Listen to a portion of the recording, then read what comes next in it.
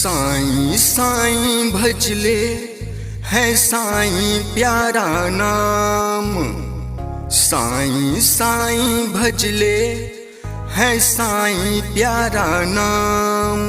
तेरे सारे दुख रे हरेंगे साईं राम।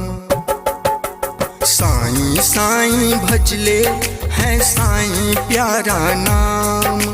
तेरे सारे दुख रे हरेंगे साईं राम। साईं साईं भजले है साईं प्यारा नाम। तेरे सारे दुख रे हरेंगे साईं राम।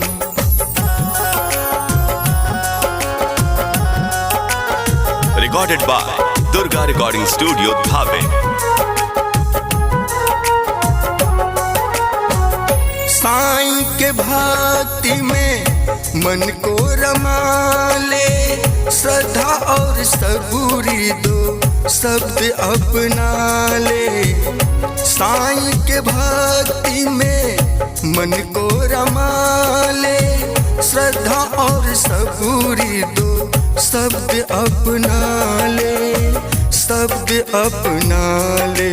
होगी उनकी कृपा बनेंगे बिगड़े काम। तेरे सारे दुख रे हरेंगे साईं राम।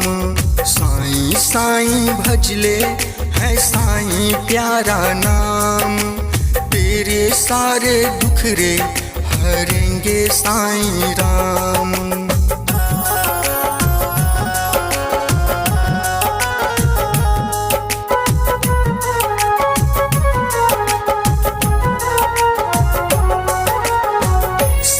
वाले बाबा का काम अनेक हर दम कहते हैं सबका मालिक एक। शिरडी वाले बाबा का काम अनेक हर दम कहते हैं सबका मालिक एक। सबका मालिक एक।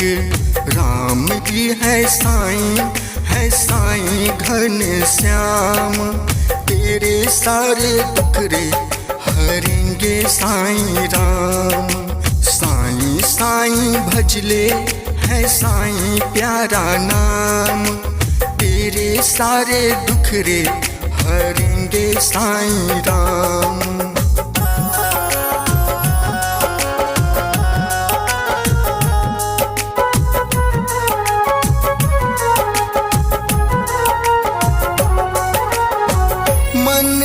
तू भज प्यारे ओम साईं राम। दया करेंगे साईं होगा तेरा नाम। मन में तू भज प्यारे ओम साईं राम। दया करेंगे साईं होगा तेरा नाम। होगा तेरा नाम। शिरडी नगरी साईं का है प्यारा धाम। तेरे सारे दुख रे हरेंगे साईं राम। साईं साईं भजले है साईं प्यारा नाम। तेरे सारे दुख रे हरेंगे साईं राम।